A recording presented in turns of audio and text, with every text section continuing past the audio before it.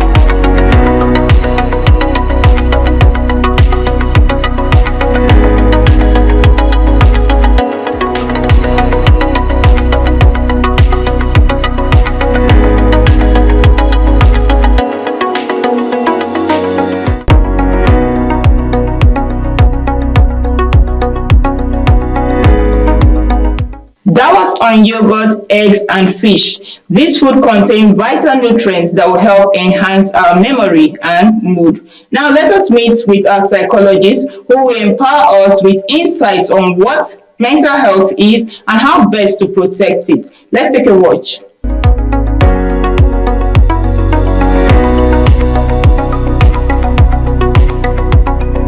Mental health is basically the state of a person's mind, your psychological, social, and emotional well-being, how a person thinks, acts, behaves, and reacts to situations, generally speaking. Why is it important? Because mental health affects our everyday life. Again, because it is how we think, act, and behave, how you're able to balance different aspects of your life. So mental health is important for everyone. Misconception about mental health is really always very interesting because in a society, in an environment that we find ourselves, you cannot talk about mental health. When you do, they are taking it to a spiritual person to anoint your head, to pray for you. They think that something is wrong with you because you're having mental health issues. Another misconception is that people think anyone that has a mental health issue is mad.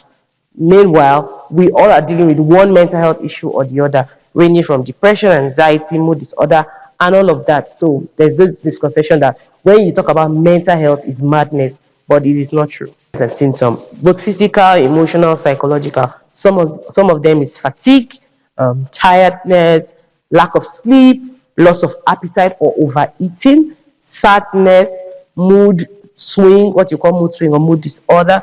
So loss of interest in your daily life, loss of appetite, lack of connection with the environment and the society. When a person is completely disconnected, they are just in a world of their own. Those are some of the signs and symptoms.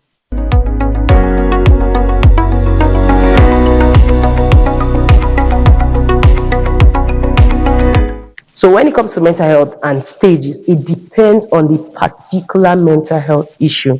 However, any mental health issue that is not treated will eventually grow to something bigger. So let me give you an example. You're having sadness and you're not dealing with the sadness that you're getting. It eventually may lead to depression.